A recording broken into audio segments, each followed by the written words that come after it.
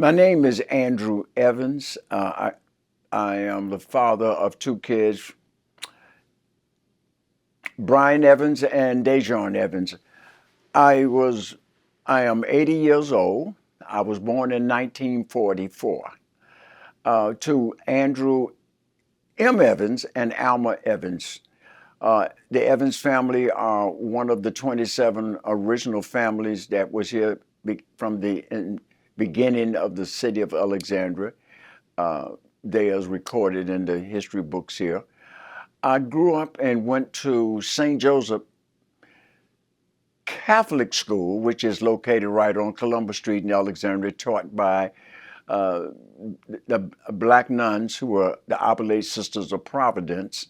Me and my brother were altar boys, and we rang the city bell at St. Joseph Church. Had a big steeple, and we would ring the bell at 6 and 6:15, and that whole side of the city would wake up. And if we missed ringing it, they would let us know that we didn't do it on time. After I got to 12, my mom passed, and I moved to Arlington for several years and went to school in Arlington at Hoffman Boston High School, and then came back to Alexandria by the age of 19. Worked at the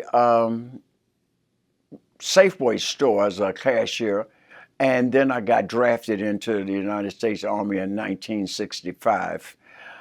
Stationed in Fort Jackson, and then went to Fort Lewis in Washington State, where from there we left in July of '66 and headed to Vietnam. And I was located up in Pleiku with the 4th Infantry Division in Vietnam. And I spent 11 months, 29 days, 37 minutes, and 16 seconds. Didn't find no bullet holes, and so I happy came back home and kissed the ground. And if you want to know how much you can appreciate America, leave it and go to a country where there is no structure and you can appreciate your hometown. Certainly changed my view of the world and as a young black male as to what's potentially possible. After returning back to Alexandria, I ended up going to Federal City College, which is now University of District of Columbia, which was a land grant school in Washington, D.C. And in 1970, we had a young black lawyer from Richmond came up and decided to run for city council named Ira L. Robinson. He was the first black elected official in the city since Reconstruction. I was fortunate enough to be one of his co-campaign managers. I think he wanted me to be part of it, even though I know very little about politics. But I was a part of Alexandria's black community, and I feel that he wanted to be able to connect with the black community, and that was that person that could introduce him to the black community. He won in 1970, which was a beautiful combination of folks who came together, and he stayed to 1973. I ended up with a grant from a fellowship from the Ford Foundation to study local politics. They were trying to get young guys like myself to get engaged in the system, especially after the '68 riots when the communities had, like D.C. and a little bit over in Alexandria, had the riots and the burnings and all the stuff that was going on, that the black community was challenging and very frustrated about what was happening in America. But I ended up, after 1973, getting a job at George Mason University, where I was a minority recruiter and admissions counselor at George Mason. And my job was to try to up the numbers of minorities at George Mason. They were in violation of the 1964 Civil Rights Act, which suggested that we supposed to have a reflection that suggested that it should be at least 15% of the students should be from the D.C., Maryland, and Virginia area that were minorities. I was able to recruit students from schools like T.C. Williams and other schools and stayed there for 11 years.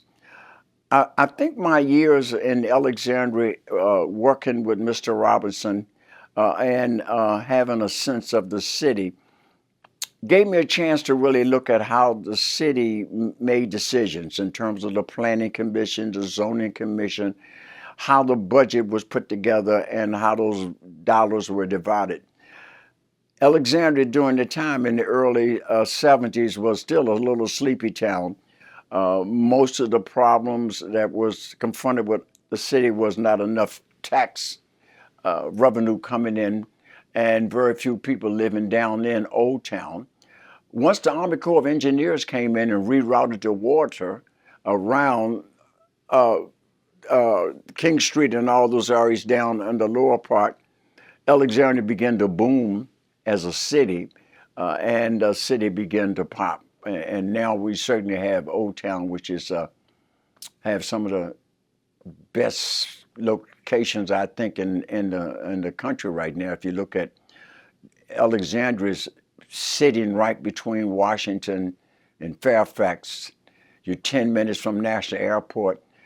So it became a very desirable location for a lot of people, especially businesses and folks who wanted to be close to the nation's capital.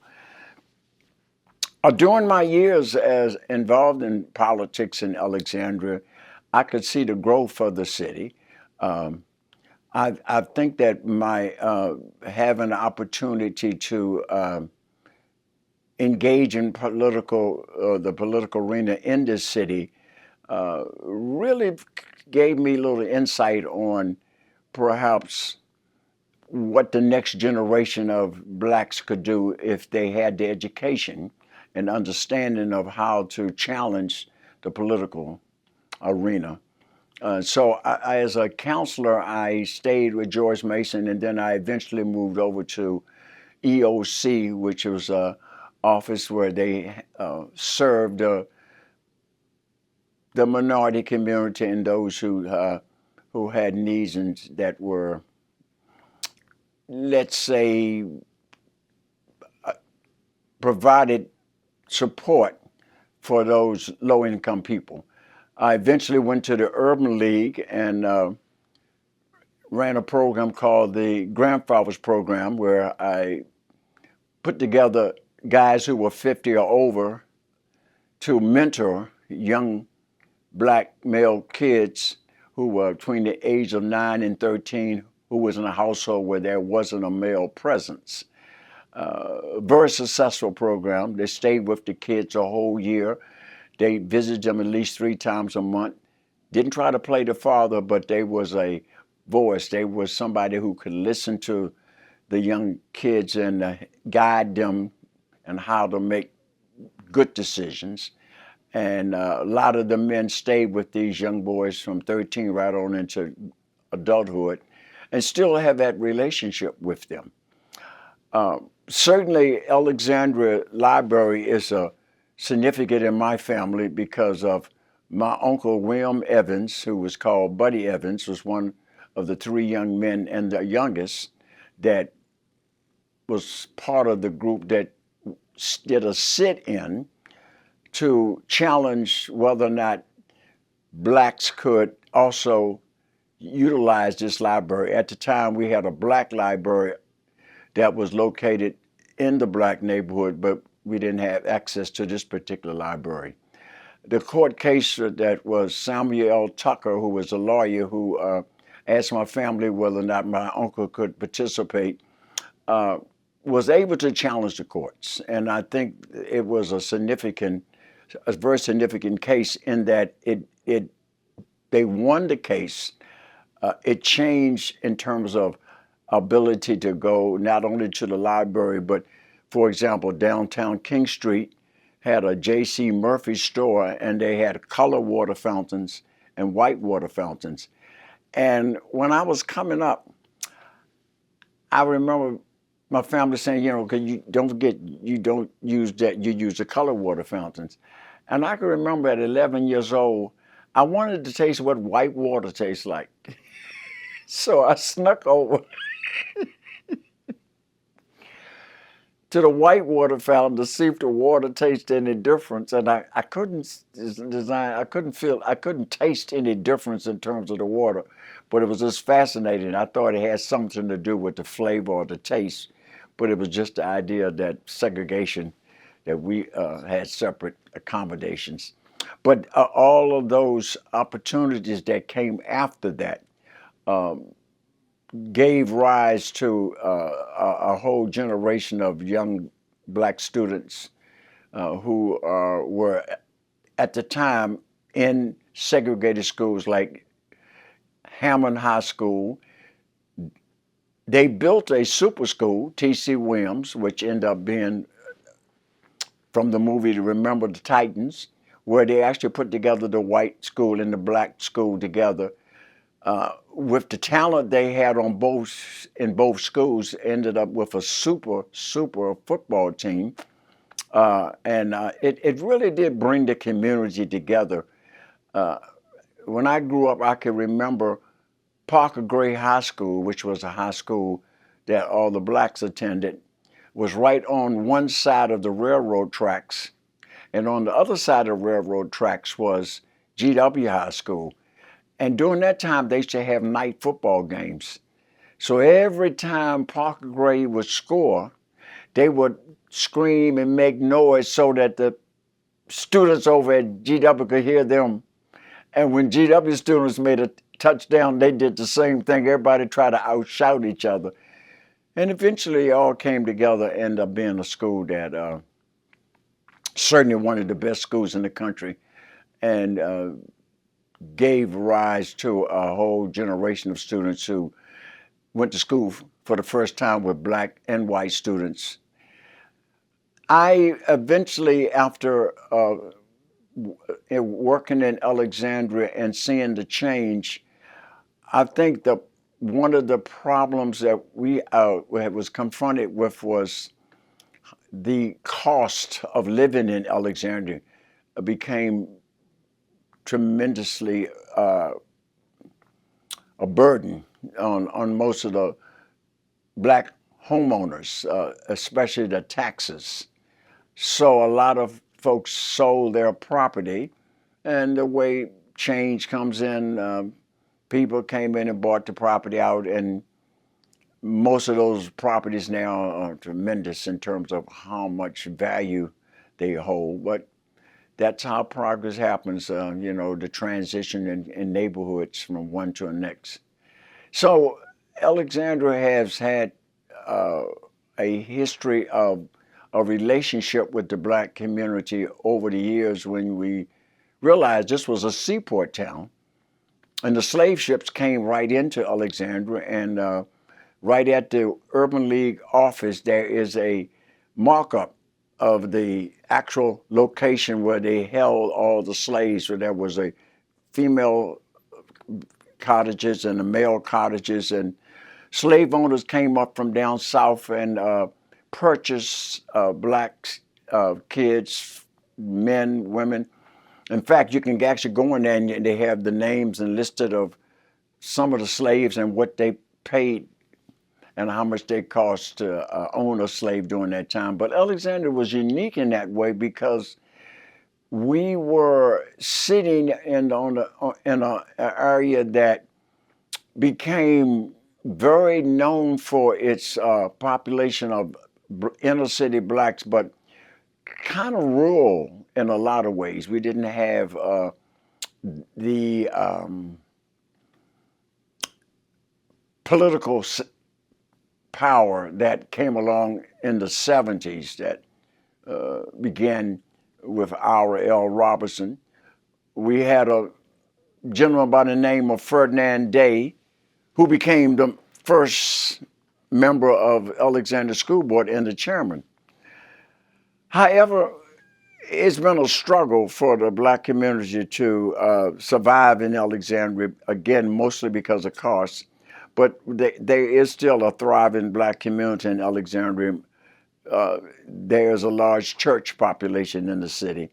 So it's a city that I take a lot of pride in. It was and still is one of the nicest walking cities that you can go to, and it has so many features now.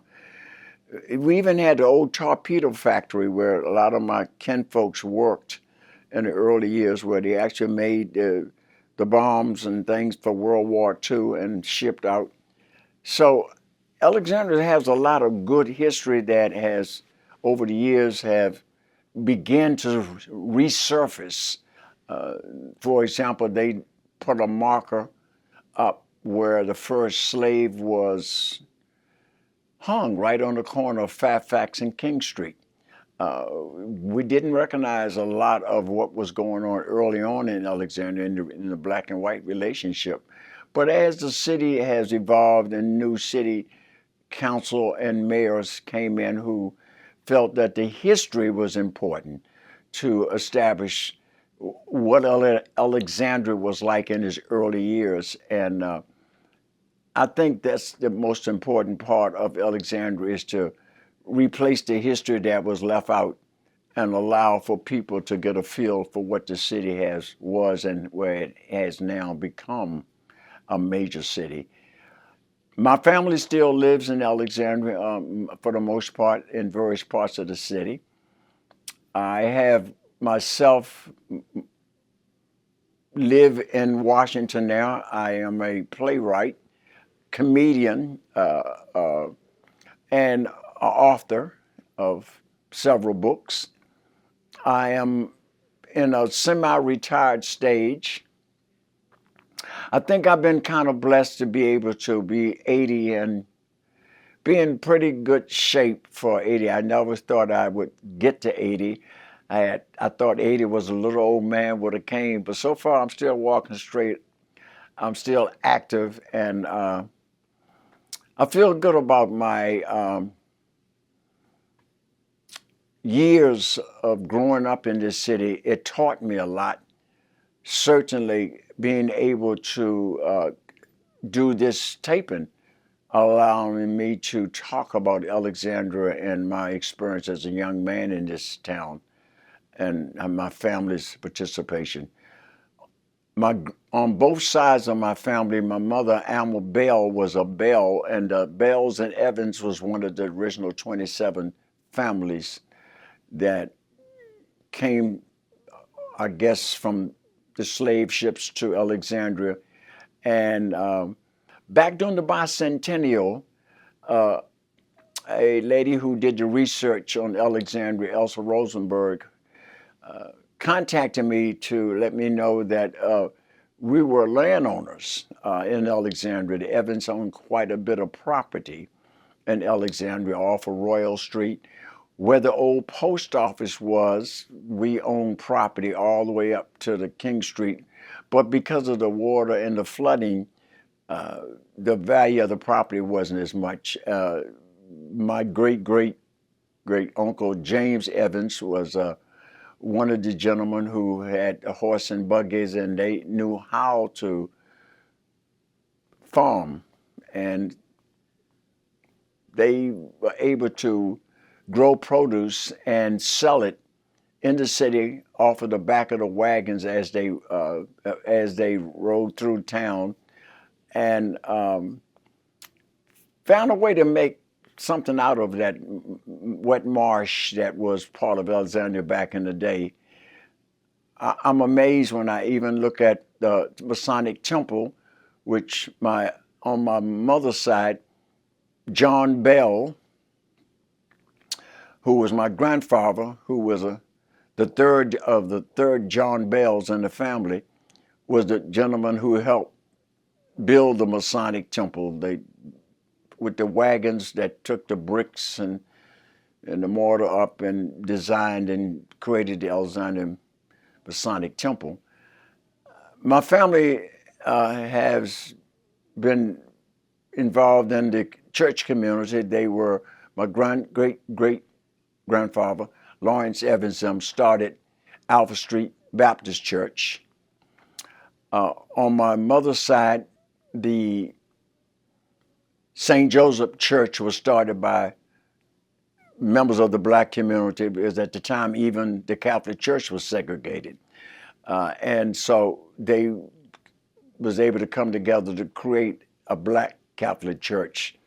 And the father, who I remember, Father Malloy, was an Irish gentleman who, as a young man, as part of that church, really spent a lot of time making us feel like we were important.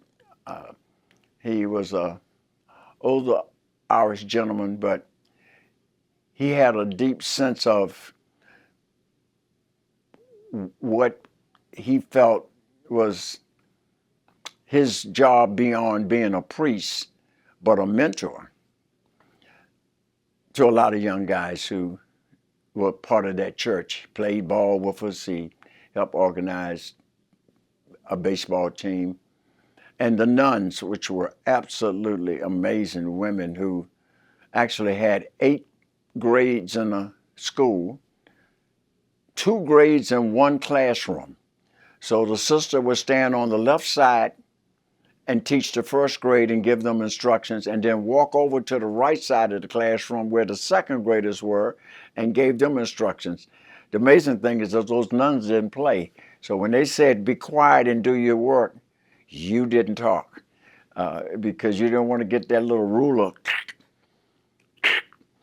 on your hand, and you couldn't tell your parents that the nun spanked you because they know if she did, it had to be a good reason. And they taught, and I was in 8 grades in 4 classrooms. I was in the 1st and 2nd grade in one class, 3rd and 4th in another, 5th and 6th, and the 7th and the 8th. I learned a lot because we certainly was a school that we had to study catechism, but just a basic of math, alphabets, English. I was better prepared when I went to public school, and I could see the difference in how much I learned from those nuns when I went to those schools, because the work in high school came easier for me because I had a understanding of English and math.